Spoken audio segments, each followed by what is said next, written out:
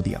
कृष्णा अपनी मंगेतर को छोड़ देता है क्योंकि वो सेवा के नाम पर महाराज के साथ रही थी, क्योंकि इस गांव में महाराज को भगवान माना जाता है। यहाँ कृष्णा का बाप उल्टा उसी पर गुस्सा करता है कि तूने किशोरी के साथ रिश्ता क्यों तोड़ा। ये हमारे गांव की परंपरा है कि लड़कियां हवेली में सेवा देती हैं। लेकिन कृष्णा एक क्रांतिकारी विचारधारा का इंसान था। उसको ये गवारा नहीं था कि उसकी होने वाली बीवी किसी आदमी के पास जाए, लेकिन उसका बाप उसकी बात नहीं सुनता और उसके एक थप्पड़ मारता है। उसकी माँ भी उसको घर से निकल जाने को बोल देती है और वो घर से निकल जाता है। जब सुबह होती है, वहाँ दो आदमी आते हैं जो कृष्णा का लेख पढ़ा करते थे और उसकी सोच की इज्जत करते थे। यहाँ महाराज अपनी मालिश करा रहा था कि तभी एक आदमी अपनी बहन को लेके आता है और बताता है कि मेरी बहन आपके बच्चे की माँ बनने वाली है। अगर आपने कुछ नहीं किया तो हमारी बहुत बदनामी होगी। लेकिन वो नहीं मानता, जिससे उसका भाई गुस्सा दिखाने लगता है। लेकिन उसकी बहन महाराज से माफी मांगती है और महाराज उसको धतूरे का लड्डू खिला देता है। उसका भाई खाने के लिए मना करता है, लेकिन वो महाराज की बात मान लेती है। रात को कृष्णा जा रहा था, तभी उसको आवाज सुनाई देती है। वो लड़का बताता है कि महाराज ने मेरी बहन को जहरीला लड्डू खिला दिया है। हाँ, वो बताता है कि महाराज ने मेरी बहन को धतूरे का लड्डू खिला दिया है क्योंकि वो पेट से थी। अब वो जैसे ही उसको हॉस्पिटल ले जाने के लिए बैलगाड़ी लेके आता है, वो देखता है कि वे वहाँ से गायब हो जाते हैं। वो उनको ढूंढने की बहुत कोशिश करता है, लेकिन वे उसको नहीं मिलते। वो एक आदमी से पूछ ही रहा था कि वो बताता है कि ये हवेली बहुत लोगों को निगल चुकी है। कृष्णा बोलता है, जब तुमको सब पता है तो आप कुछ करते क्यों नहीं हो। वो बोलता है कि महाराज की ताकत बहुत बढ़ चुकी है। मैं कुछ करना भी चाहूंगा तो मेरी भी आवाज हवेली में दबा दी जाएगी, लेकिन तू हवेली के बाहर से बहुत कुछ कर सकता है। देश के बारे में तो लिखते ही हो, हवेली के बारे में भी लिखना शुरू कर दो। लेकिन अखबार का संपादक कृष्णा को ऐसा करने से मना कर देता है कि महाराज के बारे में ऐसा करने का मतलब है कि अपने पैर पर कुल्हाड़ी मारना। लेकिन कृष्णा अपनी बात पर अटल रहता है। अब वो उसको किशोरी के बारे में बताता है कि वो तुमसे मिलने के लिए आई थी क्योंकि वो किशोरी को बहुत प्यार करता था, इसलिए उसको माफ करने के लिए मान जाता है। तभी वहाँ एक आदमी आता है और उसको अपने साथ ले जाता है। यहाँ वो आके देखता है कि किशोरी अब नहीं रही है क्योंकि महाराज ने उसके साथ जो किया था उस वजह से वो कृष्णा से आंख नहीं मिला सकती थी। अब वो बहुत गुस्से में महाराज को चेतावनी देता है।